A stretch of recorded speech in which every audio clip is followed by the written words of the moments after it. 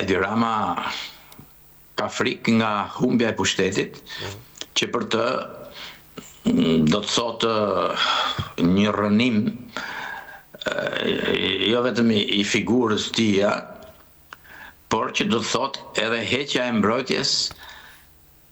për të kaluar si subjekt i drejtësisë,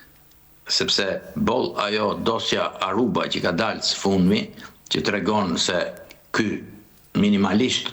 duhet akuzohet si bashkëpunëtor në pastrimin e parave të pista në Shqipëri nëpërmjet lejeve, se ai jep lejet e atyre kullave për të cilat është folur në këto takimet e këtyre kriminalëve edhe me përfaqësues të shtetit shqiptar,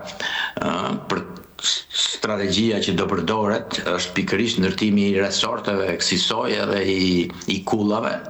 lejet e cilave jep vetëm Edi Rama, mjafton kjo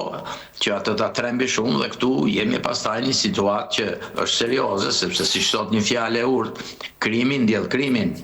Për të mbuluar një krim, ti detyrohesh të bësh një krim tjetër. Dhe Lubonja, pyetja që vjen nga kjo që pra që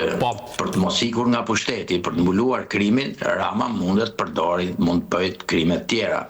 Dhe këtë duhet ta evitojmë. Ne kena bërë një thirrje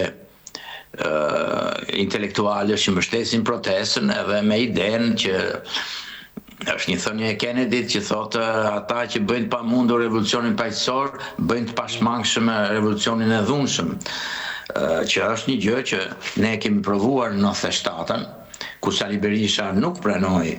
qeveria e tij nuk pranoi të japë dorëheqjen gjë në fund, shpërtheu Shqipëria, u shkatron institucionet, u hapën burgjet, u vran 3000 veta. Ne duhet ta evitojmë këtë me çdo kusht, dhe një nga gjërat është ky zotëria, nëse është dhe i pastër si shëndjen veten, mund të jap dorëheqjen se ka qysh në 98-ën që është në pushtet, edhe nëse s'ka punë me drejtësinë, shkoj të ri rahat në shtëpinë e tij,